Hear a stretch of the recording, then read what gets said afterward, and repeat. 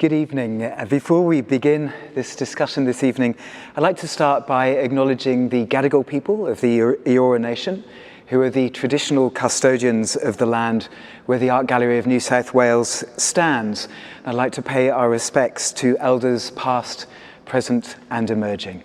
And welcome to you to the Art Gallery of New South Wales. My name's Eddie Ayres, and I'm so delighted to be here with these two artists, Bhenji and Deborah Kelly, for In the Frame. So this is the gallery's new online talk series, so you don't have to come to Sydney now. You can watch from all around the world to this series where we talk to various artists, explore art, ideas, and a good conversation. So each live-streamed event, this is live, will feature artists, performers, thinkers, activists discussing the things that matter to us all through an artistic lens.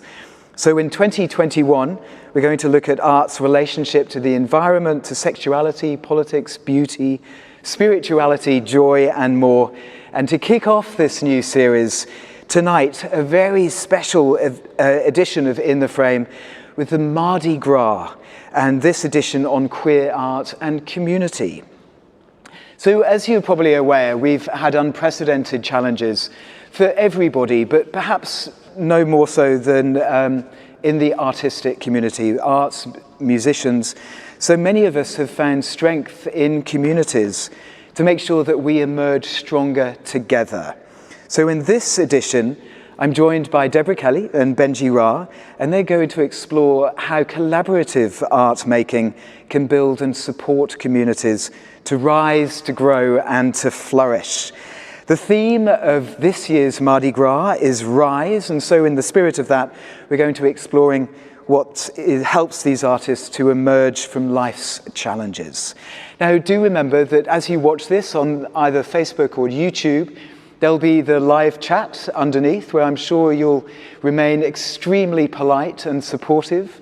And also, please give us your questions that I can ask the artists as we get to the end of this approximately 30-minute chat.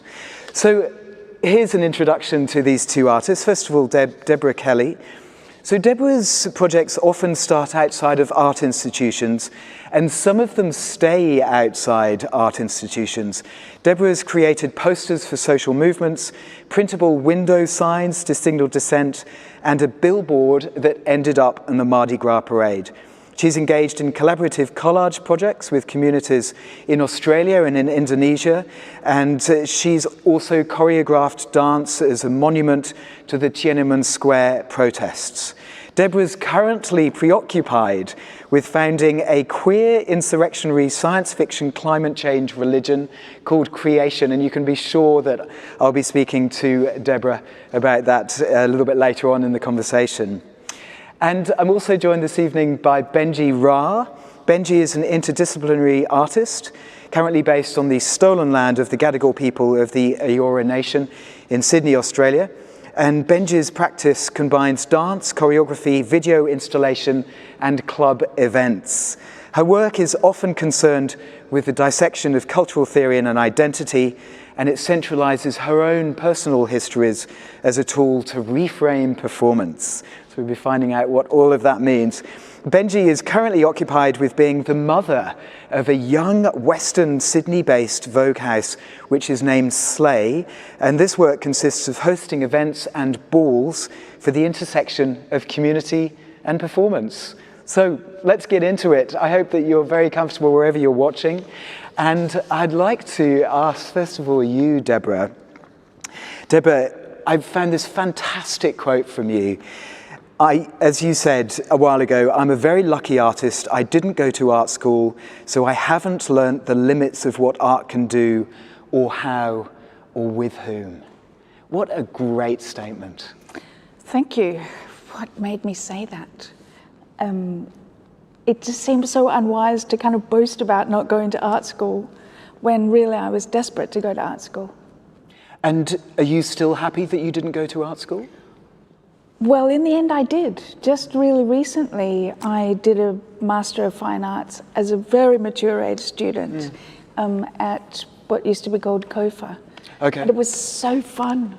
it was so exciting and amazing getting to hang out with artists who are making themselves into, beings of great creativity, and just get to do experimental, terrible art, actually.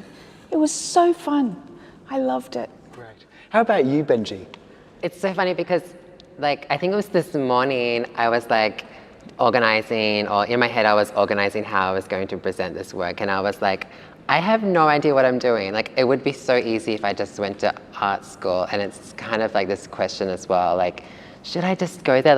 Maybe it was the practical tools. I'm just want to learn how to print something. Me and Deborah were just talking about silk 5 minutes ago. I think that's the essence of it, but Nobody taught me that at art school. Nobody taught you that? Okay, then, so I can just figure it out. But it's also I was actually in the Art Gallery of New South Wales when I was 18, and I had a work in the Art Express, and I was Which is on now. Art Express is on Yes. now. Oh, bless all the Art Express. Yeah. Hello, I'm alumni. Hello.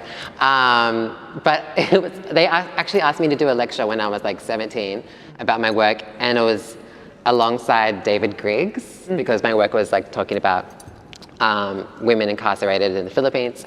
And I came up and I had this conversation with, I think, people at the gallery, and they were like, what do you want to do? And I was like, I really want to go to art school. And they were like, no, you should just focus on dance. Everything is, I think someone was somebody said something about this idea of that actually art school is dance as well. If you want to do something with your body, because a lot of the conversation was, I want to be my body. I don't want to be and this kind of warning of the art institution, the institution itself within that space, and that I should just follow this kind of body intuition. And that's kind of what I did for a long time. It was just body-centered practice. And then, I wanted to kind of, I think, when you're in that kind of dance realm, it's sometimes can be quite depolitical, especially in Australia. So I wanted to feel, I think, politicized in my identity, and that's when I came across actually a queer community who was, intrinsically linked to the art, the art spaces already. Yeah. Deborah, your work, Hey Hetero, from 2001? Yep. So this work seemed to galvanize a lot of people in the queer community. Do you see your work as itself perhaps really taking a leap into the public eye with that work? Well, that particular work certainly did get to be, was in bus shelters all over Sydney. I don't know if you guys ever saw it. It was a work that sought to identify, really through, I was studying whiteness at that time and learning about the invisible, ubiquitous privileges of being white. And I thought, isn't it amazing how nobody's ever looked at heterosexuals in this way? And articulated their special rules, their costumes, their rituals, their hotly defended privileges. And I thought, I guess I'm going to have to do that. So, and it's as if nobody had actually done that before. Can you just explain a little bit, just in case people haven't seen it, can you explain a couple of the posters, the series of posters? Certainly. It's a work I made with the wonderful photographer Tina Fiveash, and it was presented in the 2001 Mardi Gras, and it was in bus shelters all over Sydney, and it's been in about 12 other cities since then. Recently translated into Greek, I saw? Yes, it was translated into Greek for the Biennale of Thessaloniki. Ah, great. And it also has been translated into Macedonian. So the work sought to usurp the kinds of advertising which is secretly advertising heterosexuality, although it never says that it's advertising the benefits and privileges of being straight. So it had to be in bus shelters and billboards. So that's actually where I got it to be, with a lot of struggle, I must say. But it was so clear to me that it had to take up that kind of discursive as well as physical space in the cities. And what it is 6 different works that unpack various of the privileges of heterosexuality. My favorite, for being obsolete now, is the one that says, hey hetero, get married because you can. And it has a genuinely heterosexual couple, and I would like to say that no heterosexuals were harmed in the creation of this work. That's very, very good to know. And my wonderful friend Liz Connor and her partner at that time, Jeremy Ludwig, dressed in ludicrous wedding outfits. And Liz is showing her wedding ring like this. And it says, hey hetero, get married because you can. By which I meant actually, hey hetero, don't get married because we can't. Yeah. I was so outraged that straight people continued to marry, actually, in those years. However much I didn't want to marry myself. Not all people did. Some people were very, very clear Indeed, about not these getting married friends because we all couldn't. didn't marry for that reason. Yes. Wow. And Yeah. they were very good sports. And do you feel that the community, that the queer community, was galvanized by that artwork? Like, do you feel at that moment that you became one of the spokespeople for the queer community, or were you not happy with that? I That don't feel possibility? that. Yeah. God, not at all. I do feel. I suppose, do you feel like a sort of central point to queer community in any way with your work? Me? Yeah. Bhenji did call me a matriarch, but I think that's just code for all. Hello, matriarch.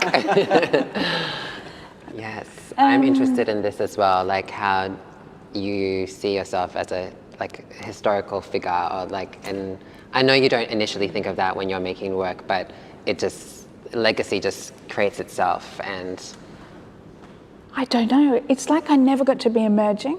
yeah. I just went straight to old. Yes. How did that happen?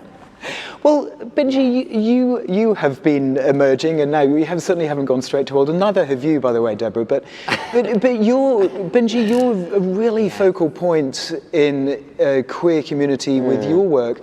So I'm curious, how much has the community built you, and how much are you building the community around you?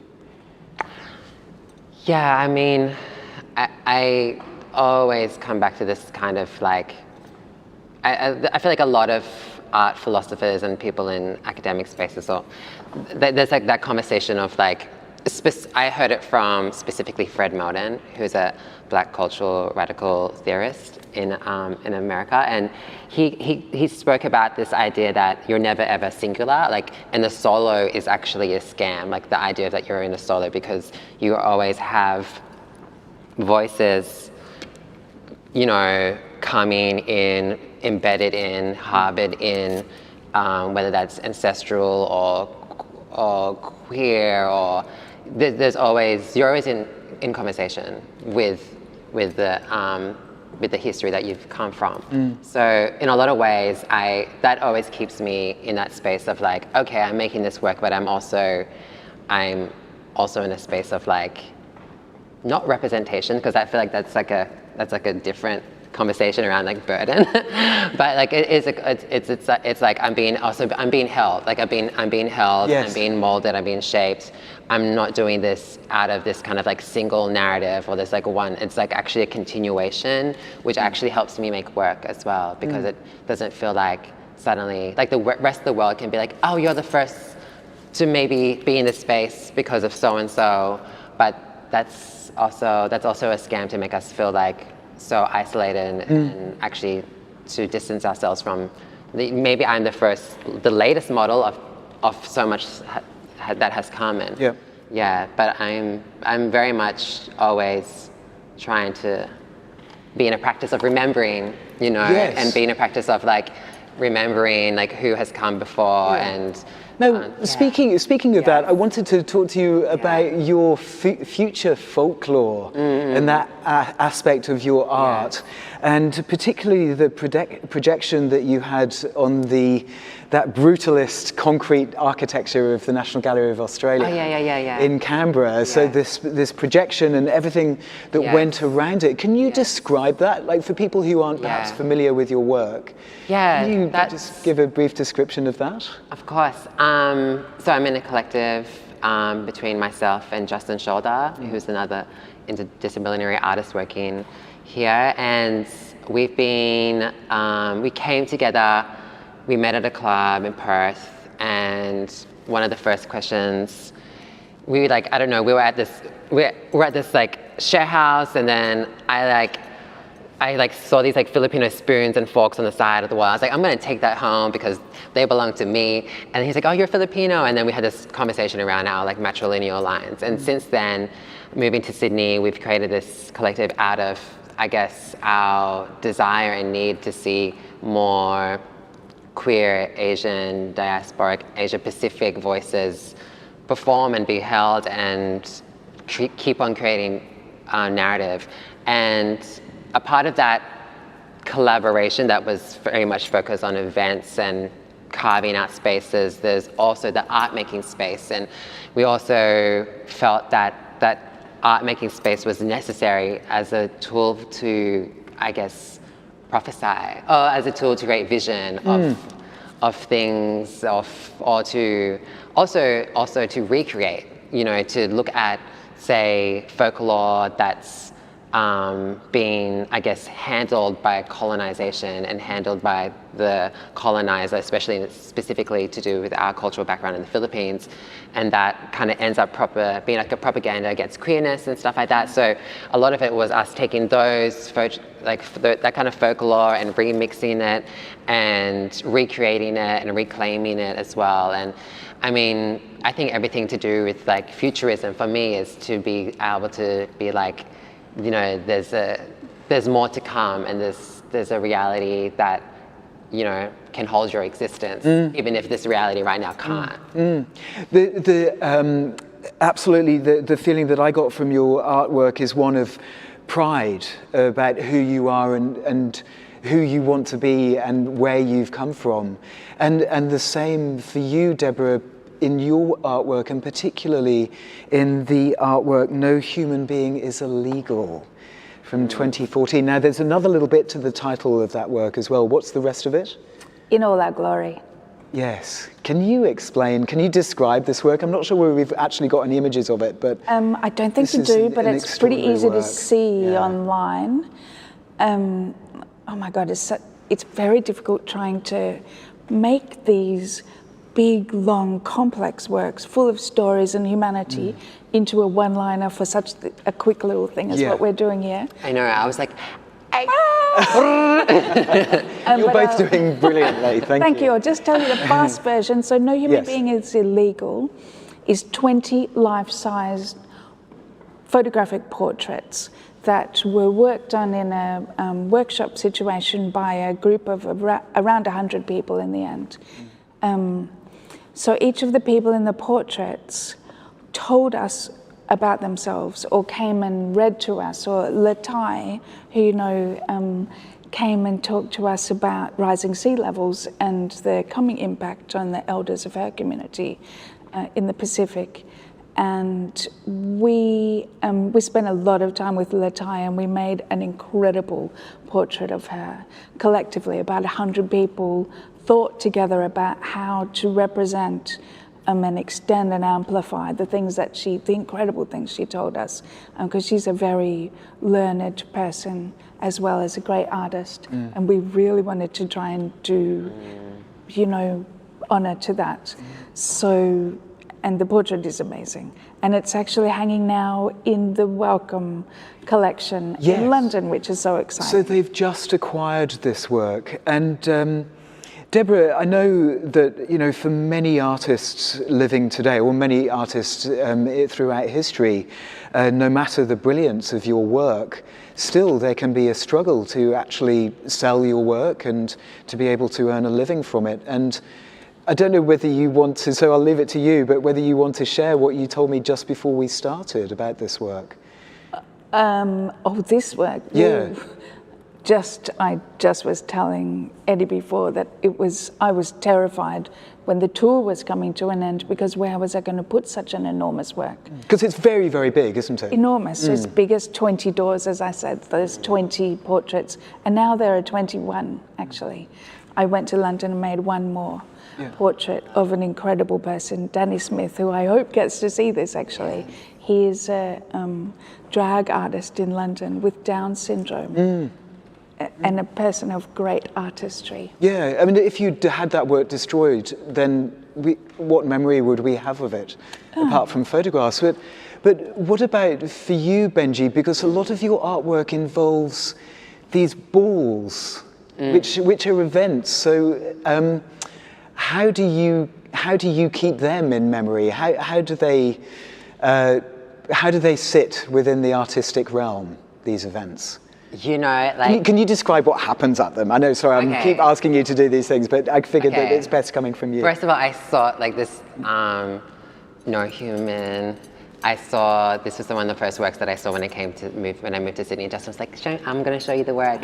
And I was like, and I was also, because Latai and Justin are a part of my lineage as well, so it was also like so beautiful to see that work as like a part of that history as well. And I actually was like in my head like this like young trans girl. I was like, maybe I'm gonna get photographed naked one day. Like that was like, I was like, but not like as a thing. I was like, I can deal with that. I was like, I could be a part of this one day. Like, but it definitely felt historical at the time as well. And I was looking at this, but events and the balls, and you know, I had a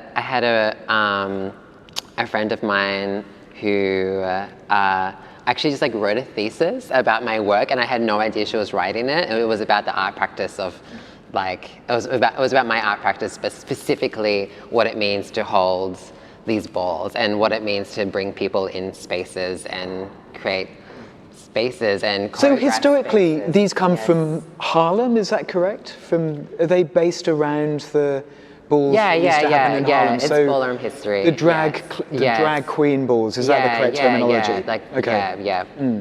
I mean, balls. And you're the mother of the House of Slay.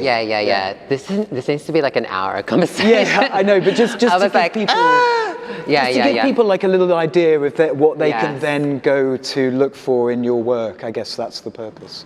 Yeah, I mean, I think my work sits in the space of like being incredibly accessible, and in the way that it doesn't actually fall into like I don't know, like art, like a traditional art practice, but because I have these like dimensions of my art practice that are like, you know, whether it's like event making, or if it's shaping a visual work or performing with my body, it's like, how can I not differentiate that practice? You know, it's all together, and I have to take the same tools of being like, I guess, just forward and holding space for everyone. But these balls are historically from you know, Harlem in New York, and there's like that huge, very important history, and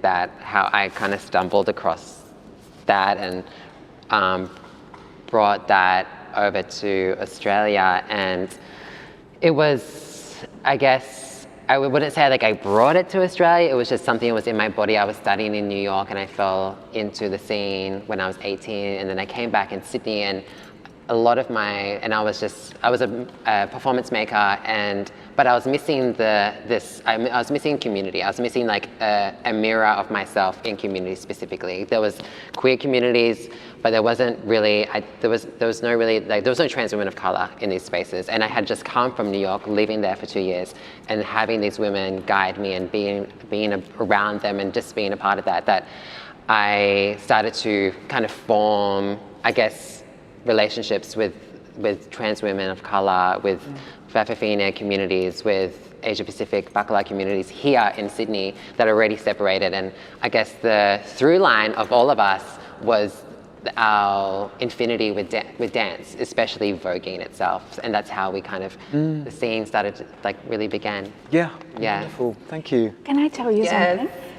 I came to art because some friends and I, we were so bored in the queer community in Melbourne when we were like 20. Yes. We complained ourselves into a corner. We had to set up our own club. Yes. So we did. Oh my God. And we ran our own club for 10 years. Yes. With really cool music Yes. and performance art. Yes.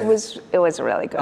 There we This go. is like the like labor that it takes to actually, like, when the space doesn't exist. Oh, there's something, but there's actually that carving out, like a constantly carving out of things, because there's been so much working against that to not exist. Yeah. Yeah. Yeah. And sometimes you just Yes.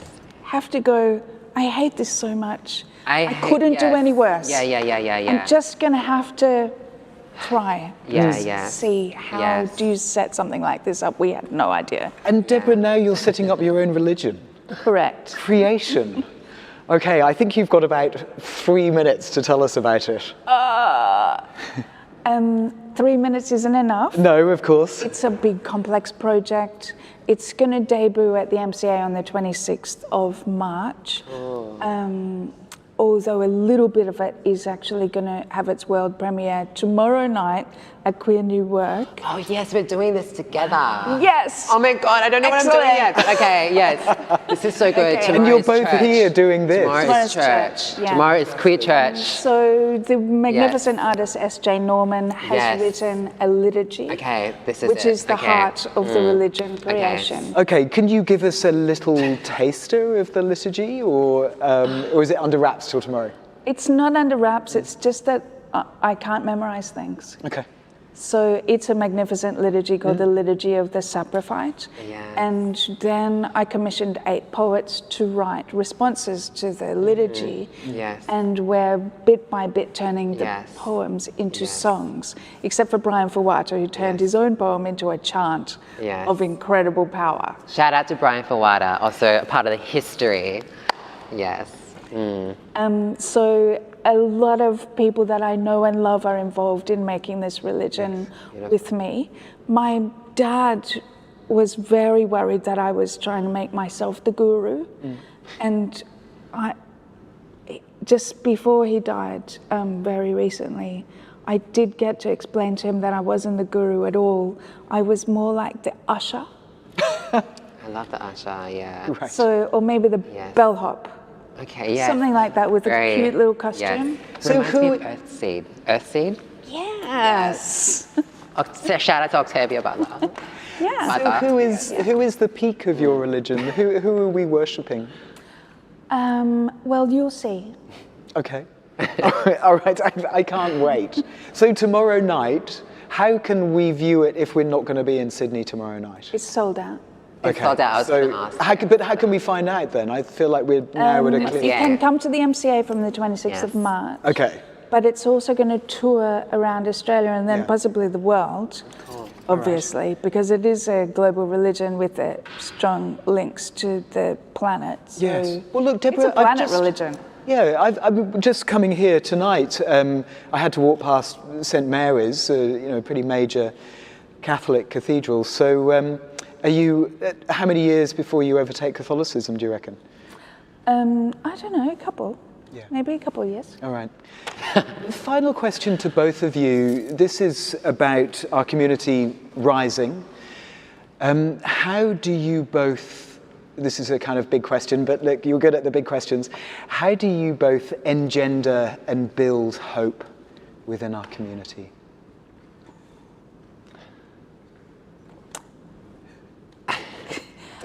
I must say, I feel like the planetary crisis is very terrifying, and that all I can do to keep my own head above water is to work with people and to try to make things of beauty and practice collectivity in every way and every day.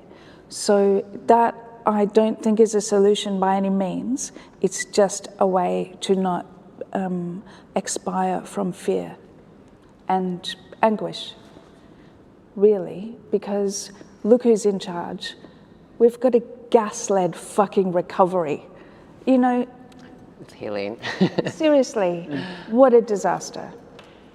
So I have a great consciousness of that looming catastrophe. And so I think just doing stuff together is a way just to live. Bhenji? I will also take some of that. Because I am always like, actually, like, what is there to offer in terms of like how, like, of hope? And that's, you know, it's only our existence here, I guess, and it's our everyday survival and our, like, these small acts of resistance and this being together, you know, it's like there's so much that has taken us apart, and I think about this kind of like how hard it is to be together, and to be being together is not like this romantic idea of like we're coming together. It's like actually facing ourselves, reflections of ourselves, and learning and being in this like process of like constantly learning and being accountable to that learning and being open to change and opening up the heart space and being, you know, and reshaping history in that way. And I just... What she said. What you said. I'm just paraphrasing her. It's collective radical togetherness is like really how I don't feel like I can ever be like, I'm up here, rise to me. It's like we are all in this space, and if we're not rising, then at least we're all still down here, and then we're gonna somehow, yeah. No, thank you both of you. Both of your messages about none of us is alone. We're all part of a community, and we can only do things well, properly together. So thank you. Wonderful. Well, you said it was going to go very quickly, Deborah, and it has.